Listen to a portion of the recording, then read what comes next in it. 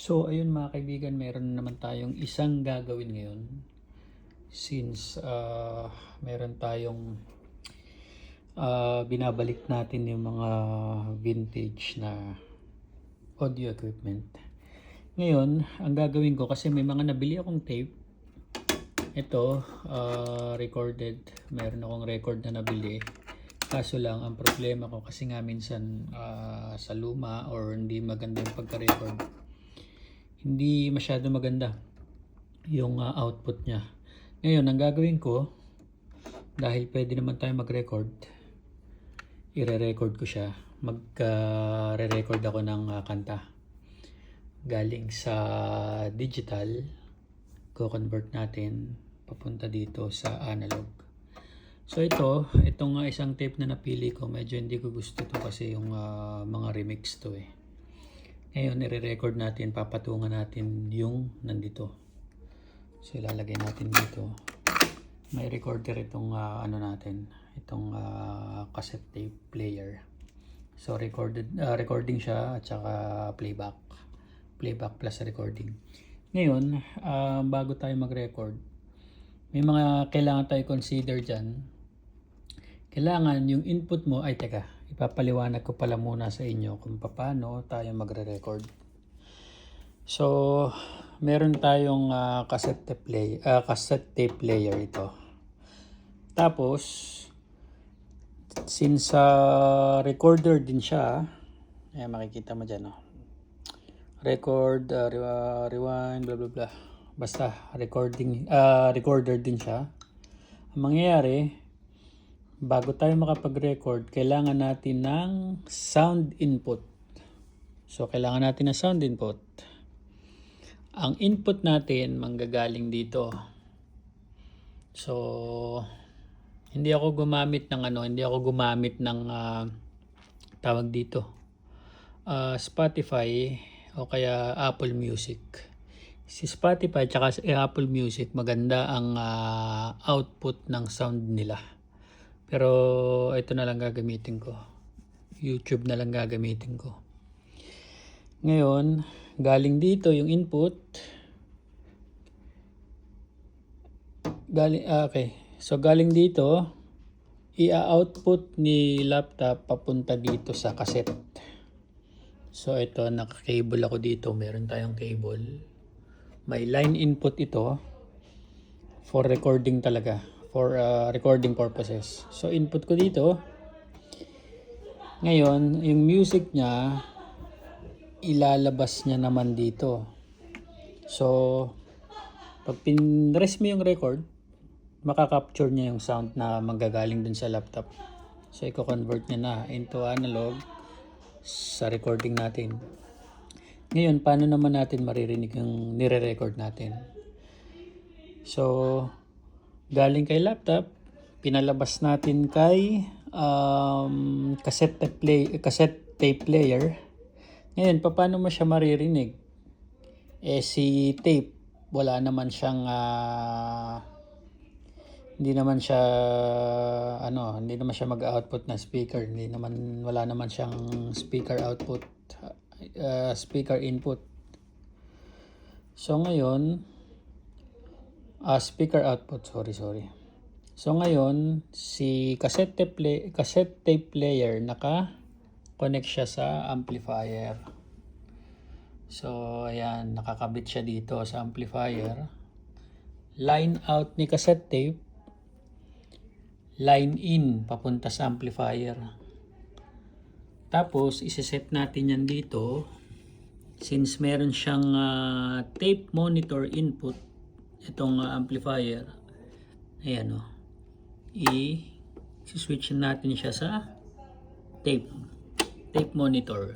So lahat ng ibabato ni laptop na sound papunta dito sa cassette tape. Si cassette tape ibabato na naman kay amplifier. So paano natin maririnig? Si amplifier meron siyang speaker output. So ayun, saka natin maririnig dito. Ito ginagamit ko speaker pang monitor. So yun, start na natin.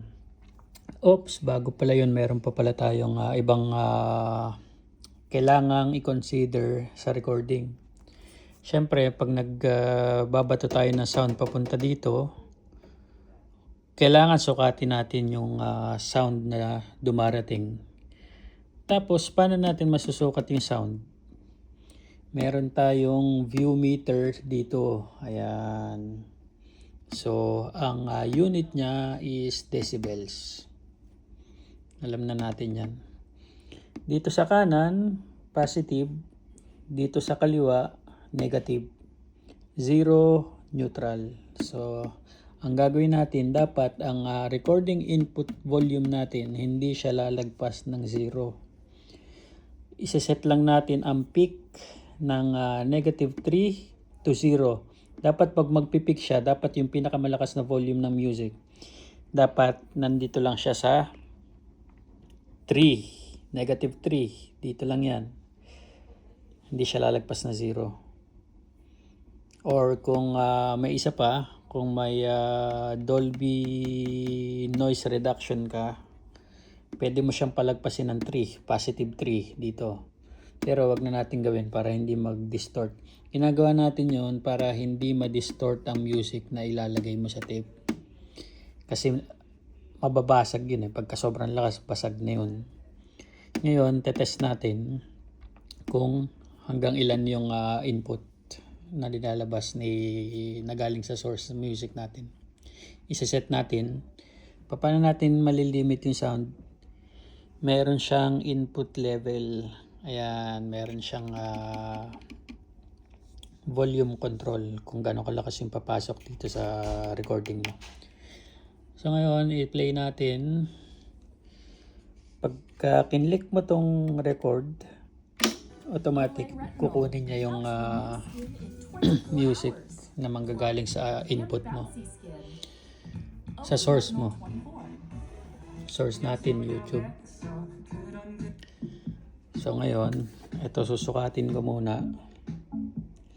Sukatin muna natin kung dapat daw ay negative 3. Nandito dapat yung peak niya hanggang 0. Ayan o. Ngayon, nagpipick pa lang siya ng negative 6. So, kulang tayo ng volume. Ayan na. Ayan pala yung peak niya. Nagpipick siya ng negative 3. Pinakamalakas niya. Ngayon, dagdagan natin. Kailangan 3 to 0. So, yan. Ito, peak niya 3 to 1. Dagdagan pa natin ng konti. Kailangan umabot siya doon sa 0. Check na natin. So, ngayon, ang peak pa lang niya is 1. Dagdagan pa natin. Ayan, nagsisiro na siya.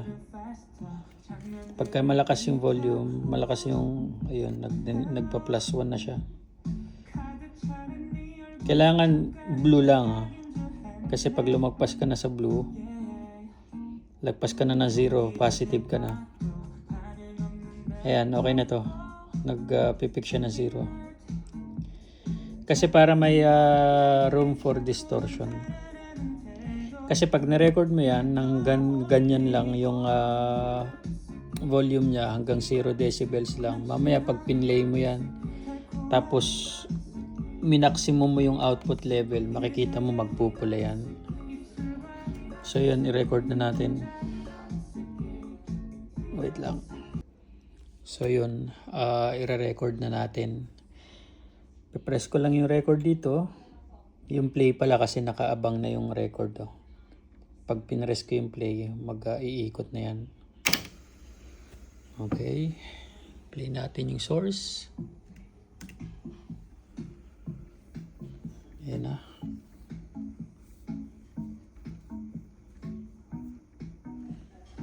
Kailangan mag-pick siya dito sa 0 lang.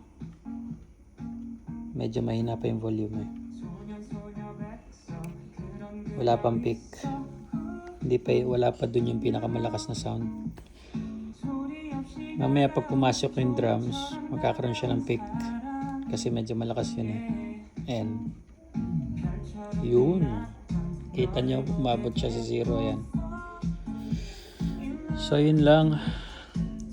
Hintayin natin hanggang matapos siya mag-record. Paparinig ko naman sa inyo kung ano yung output volume niya. Pakinggan nyo kung ano yung volume niya ngayon. Mamaya ipi-play ko yung recorded dito sa tape. Okay, hintayin nyo lang. Papost lang muna natin to. Ito pala yung ano natin, yung music natin. Kaso maano tayo dito eh. Tawag dito, copyright. Okay lang naman. Ginagawa ko, pinopost ko na lang kahit may copyright kasi hindi naman ako nag-ano eh. Hindi naman tayo mag-monetize. So kung ano naman. Gusto ko lang mag-upload. So mamaya ipakita ko sa inyo yung resulta nito ha. Hintayin nyo lang. So ayun, ano na, outro na to, magfe-fade na.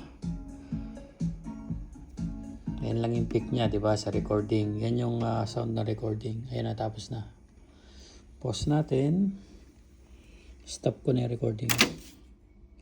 Ngayon, playback natin. Rewind ko muna.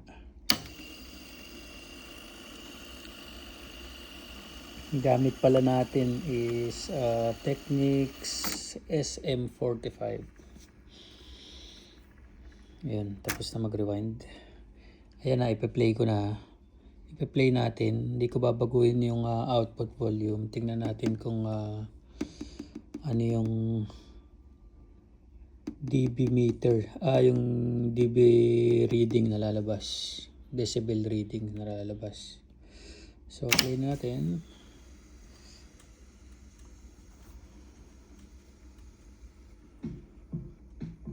Ayan. Ito, yung output level nito, makokontrol na siya nitong output level. Ito yung pinakang master volume na nitong tape. So, nasa 8 siya. Nasa 8, ayun o. Hindi ko babaguhin. Tingnan natin kung ayun, nagpipick na siya ng ano, ng positive 2. Tapos hindi pa full yung volume niya, nagpipick siya ng 2. Ngayon, ipa-full ko yung volume na maximum, kung ano yung kayang ibigay ni tape player, kung lalagpas ba siya sa positive 2. Okay naman. Hindi ba siya masyado lumalagpas?